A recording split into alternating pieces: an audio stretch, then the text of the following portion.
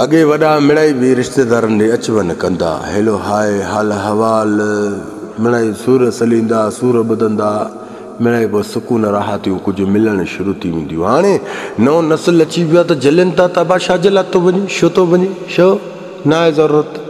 पोइ हाणे उन रिश्तेदारनि में इख़्तिलाफ़ वधंदा न वेंदा, ॿियो बाक़ी छा आहे, हिक ॿिए खे गुलाणंदा।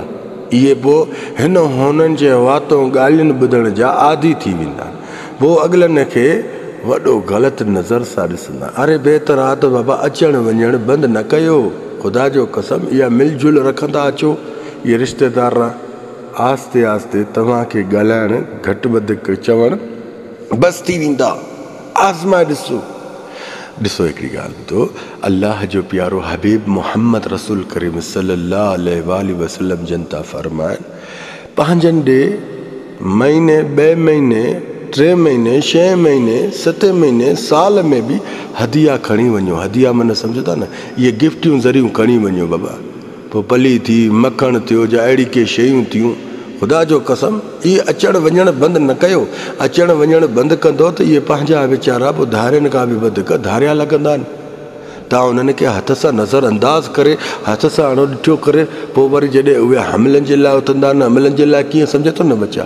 पोइ तव्हांजे उन्हनि रिश्तेदारनि सां या उन्हनि दोस्तनि संगत यारनि सां, उन्हनि पाड़ेसियुनि सां वेही तव्हांजा हाल अहवाल बि जेकॾहिं चङाई जा ॿुधंदा न, उन्हनि खे न वणंदा, उहे वरी चङाई जा ॿुधी वरी उन्हनि खे बुराई जा तव्हांजा बयान उन्हनि खे शेयर करे ॿुधाईंदा।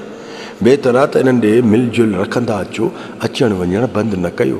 वॾनि जी पैरवी बरक़रार रखो, हथनि सां सुकून तबाह करे पेरनि सां न ॻोल्हियो। ख़ुदा जो कसम पंहिंजनि जी इज़त कयो। पंहिंजा हूंदा जेके हरामी पंहिंजनि ते घटि वधि अल्फाज़ ठाहे, वीडिया ठाहे, इहे शेयर कंदा, इहे एॾा भला हुजनि हा त पंहिंजनि खे बर्दाश्त कंदा न। हा, पंहिंजनि खे को घटि वधि ॻाल्हाईंदो आहे। अरे पंहिंजा ई त आहिनि जेके तव्हांजे मरण परण ख़ुशियुनि में ग़मनि में इहे वीचारा नज़र ईंदा आहिनि। इहे ग़ैरत इहे तव्हांखे इहे पिया आली फिला, इन्हनि जे ग़ैरनि जे अंदरि में को अहसासु हूंदो छा? अरे पंहिंजनि जे अंदरि में अहसासु हूंदो आहे। यादि रखो, पंहिंजा पाण खां परे न कयो।